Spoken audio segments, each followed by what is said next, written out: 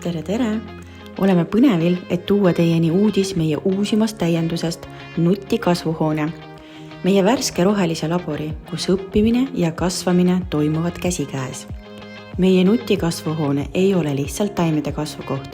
See on tulevikuklass, kus iga taim räägib lugu, iga leht peidab teadust ja iga juur on ühenduses loodusega. See on koht, kus bioloogiatunnid ärkavad ellu, matemaatika peidab end lehtede vahel ja keskkonnateadlikkus saab igapäevaseks kogemuseks. Nutikasvuhoone on varustatud tipptasemel tehnoloogiaga, automaatne kastmissüsteem, programmeeritav valgustus ja õhuringlus on meie nutikasvuhoone justkui väike ökosüsteem, kus õpilased saavad jälgida ja uurida taimede kasvu otse silmade ees.